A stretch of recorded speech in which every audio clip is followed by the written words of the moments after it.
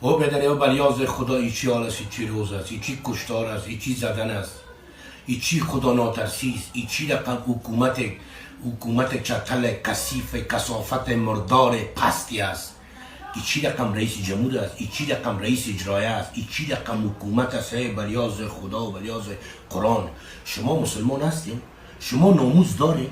شما خوار مادر پدر به نام خون چیزی را میشناسین؟ به نام مهر و محبت چیزی را میشناسین؟ ای چی از دی وطن بلیاز خدا؟ ای چی روز از دی وطن؟ اون نام مسلمان، اون نا خدا مردم چی رقم شما خدا داری نداری؟ و امروز ببین تو چی حال شده. من امروز در افغانستان در پایتخت کابل در بین شفاخانه از طفل نوزاد شروع تا خرد تا کلان تا 70 ساله 60 ساله 50 ساله قتل عام صورت میگیره. ولی مملکت ما آقای غنی متفکر جهان قرار در کرسی ششته بی گل صاحب پکه کده رئیس. و من میگم خدا در بدرت کنه که دکتر عبدالله الجای خدا شما را تباه و برباد کنه که مملکت تباه و برباد کردیم. و اگه تو مسلمان باشی تو از خدا بترسی تو پروسه صلح باید به عمل توقف اتصال کنی. کدام سال؟ سال ننه، سال بابه، سال کی؟ روز 50 تا 60 تا 100 نفر کشته را ایستن. یهود نصارا یا خو مسلمان نیستن، یا خو به یک دین با مذهب نیستن، به یک قول استاد نیستن. طالبان هیچ رحم ندارن، هیچ رحم عاطفه انسانی در وجود جایش هیچ نیست. همین کار کسی میکنه. ناموس دارین؟ غیرت دارین؟ شما خوار مادر داری؟ شما از کسی تولد شدین یا نشدین؟ نه بی‌ناموس مردم که مردم حق لق میکشین. شما خو بسیار بی غیرت مردم برآمدین، شما خو بسیار بیننگ مردم برآمدین. شما که مردم میکشین در ایرو وقت پروتکل صلح امضا کردی پس این کشتار به چیز که اردو پلیس کشتار ایستی. شما کلتون بچهای ایران من نیستین. شما برای مادرایتان پیدا کنین، پدرایتان پیدا کنین، نه بچهای یهود نصارا به شیوه اسلامی آمدین به در ظاهرتان اسلام و مسلمان میگفته در آمدین در مملکت ترقص قتل عام کرده رایستین، حق و ناک کشته رایستین. چسبکی در کون شماست، انتحار در کون شماست، انفجار در کون شماست، کشتار در کون شماست، سربریدن در کون شماست. و این حکومت خائن کثیف کثافت شیشته برای چور و چپاول خود که اعضای کابینه خود او معرفی کنه، او اعضای کابینه را معرفی کنه. در فکر ملت نیستی که ملت چی کنه، ملت چی میشه، ملت چی نمیشه. و خدا در بدرتون کنه، و خدا تباه و بربادتان کنه. و نامسلمان ها این چی رقم قتل عام از افغانستان، چی رقم روز از کابل در این ماه مبارک رمضان، در این قرنطین روز مردم است که چی رقم روز داره مردم. او والی صاحب کابل هم شرم حیا نداره، به نام والی کابل است. یک ذره بشرم خجالت بکش. یک کنج کابل دکانای مردم آواز کردی پلیس تمیال پیسه گرفته رئیس حوزه اول، حوزه 2، حوزه 3، حوزه 5 قماندانی امنیت در به چور و چپاول است. مردم در بدر خاک بسر کردین. خدا در بدر خاک بسرتان کنه، خدا بربادتان کنه. در غضب خدا شینی چیال روز از سر این مردم. اونا مسلمان مردم از خدا بترسین. این مردم کلش خدا داره. چی حال است، چی روز است، چی کشتار است، چی زدن است. یه روز بدر این مردمایی که تو از زندان کشیده رایستی پلانتمانای سفید و واسکتای سیاه در جانشان میکشی و تو کلگی میکشیشان، تو وابسته به می طالباستی.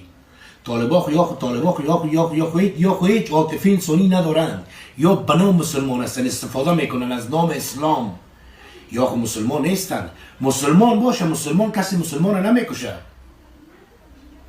چی رقم مسلمان هستی شما؟ اردو را میکشین، پلیس را میکشین، راهگذر را میکشین، انجینر را میکشین، دکتر را میکشین، معلم را میکشین، سفید را میکشین، جوان را میکشین، محترمان را میکشین، تاجر را میکشین. کلگی شما قتل عام کرده رئیسته. این چی رقم نسل چتل مردار کثافت کثیف است. حکومت خوابرده بی غیرت، و ریاست امنیت بی غیرت، و وزارت دفاع بی غیرت، وزیر دفاع بی غیرت، وزیر داخلی بی غیرت. شما کل زنچوی زکار الله سر قدرت جشانده. خوب بخیزه نه یا چاریار استاپ کنه. این جنگ خاتمه بخش نه. تا که در یک مملکت خاتمه جنگ فاتحه‌اش خوانده نشه، در اون مملکت رتبه مارشالی به هر شخص اشخاص این مطلق حرام است. این ظلم است، نارواست. شما یه صاحب اینجا مارشال کشیده رایستید، مملکت گوی در گو کردید، مردم تباه و برباد کردید. خدا تباه و بربادتان کنه که در این قدرت و کدی پوزیشن و کدی آفشنتون. این چی حالا چی روز انداختین؟ به نام رهبر گفته، به نام قماندان گفته، به نام وزیر گفته، به نام رئیس گفته، به نام وکیل گفته. در کرسی ها شیشتین ترقص در مچور و چپاول خود هستین. پشت از این ملت هیچ نمیگردین که این ملت چی میشه. این مشران جگه چی به درد میخوره؟ این رئیس ازی، این ولسی جگه چی به درد میخوره؟ رئیس ازی. این بلیاز خداست. خدا و از قرآن بترسین. وظیفه ایمانی وجدانی شما چی است در قبال مملکت؟ جنگ متوقف کنه. صلح چی است که صلح گفته رئیس پروسه امضا کرده روز 500 200 300 دهی پست دو پست اردو پلیس کشته شده میره. از خدا و از قرآن بترسین رئیس جمهور. اون مسلمان هستید، شما مسلمان هستید.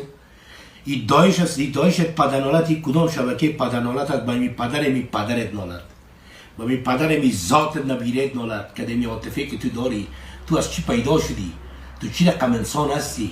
این چی رقم پروژه برای تو داده شده که تو طفل نیزره، طفل نوزاده، طفل ششماره، طفل دماره، طفل یکماره، تو طفل نوزاده تو از بین میبری. از شما که در ناانسان، از شما که در مطلق کافر در دنیا دیگه نیست. خدا تباه بربادتان کنه، خدا در بدرتان کنه، خدا در بدرتان کنه، خدا تباه بربادتان کنه. کدمی حال اولادتان که با مملکت ما را به کدام حالت بردین، مردم در کدام حالت آورده شما مسلمان. خدا تباهیتان کنه، خدا بربادتان کنه.